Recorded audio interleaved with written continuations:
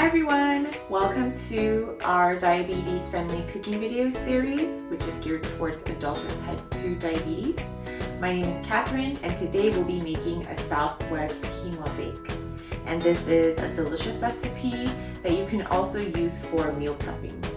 And the ingredients that we'll be using today are tomatoes, jalapeño, garlic, onion, yellow onion, some corn, shredded cheese, black beans, which have been drained and rinsed, some cumin, and then our very own Spicy Matador Seasoning. But if you don't have this, you can also use paprika. And then olive oil, chopped chicken, and quinoa.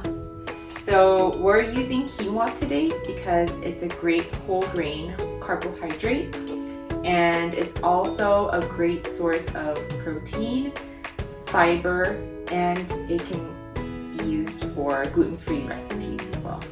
Alright, so all of this today should make about 5 servings, so let's get started. Alright, so before starting anything else, we're going to preheat our oven to 350 degrees. So we'll just do that. And then we'll let that preheat.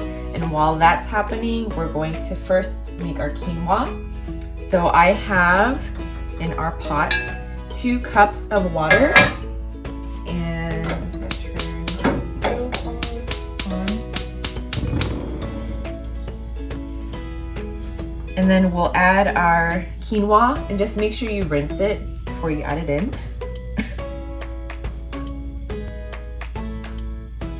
Okay.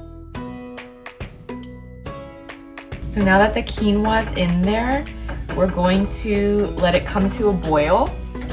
And then once it's boiling, we'll reduce the heat to about medium-low and then cover it and then let that sit for 15 minutes. Okay, so while that's happening, I'm going to cook our chicken. So I have our pan here, and I'll turn it on. About medium-high heat should be fine. And then we'll start off by adding 1 tablespoon of olive oil.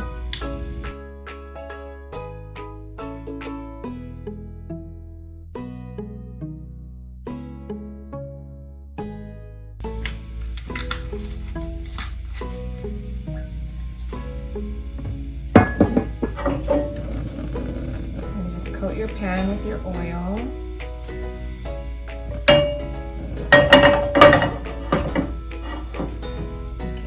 And then we'll first add our onions.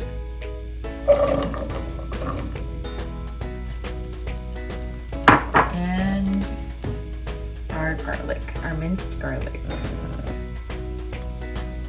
So add that in there. And then we're going to saute this for about 2 minutes until the onions are soft. So we cooked the onions for 2 minutes, and then once they start to look a little soft, go on ahead and add in all of your chicken. And then I also added in some jalapeños, but if you don't like spicy, you can just leave those out. And then cook it for about 8 to 9 minutes or until the chicken is no longer cubed. Alright, so our chicken is all done. So I'm just going to add everything into a large bowl and then mix it all together and then put it in our pan. You can just throw everything into the pan and mix it, but it's a little small and it makes it hard to mix. I'm just going to put it into it.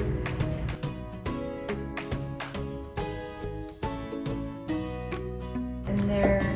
And now I'll add in our quinoa.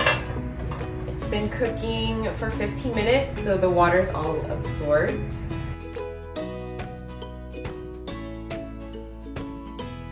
And then a 1/4 cup of shredded cheese. And 1/2 cup of corn. And 1 cup of black beans, and these have been drained and rinsed.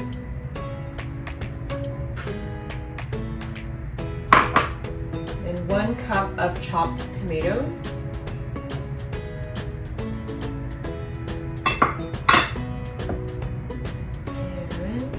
using Spicy Matador Seasoning, but if you don't have this at home, you can just use paprika as well.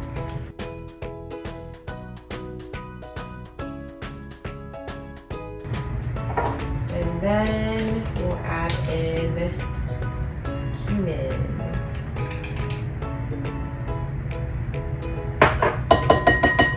Just throw it all into your bowl, and then we're going to mix this together.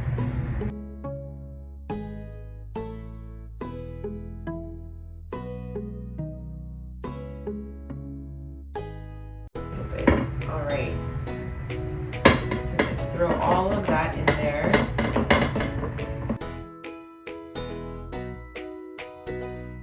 Okay, so now we'll cover it with aluminum foil.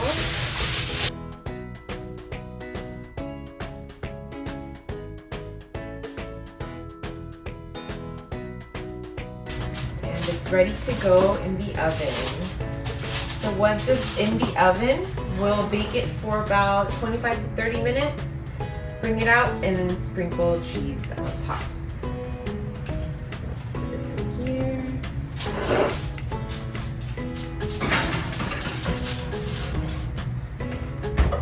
All right, and now we wait. Okay, so 25 minutes are up, and we're going to pull out our quinoa bake.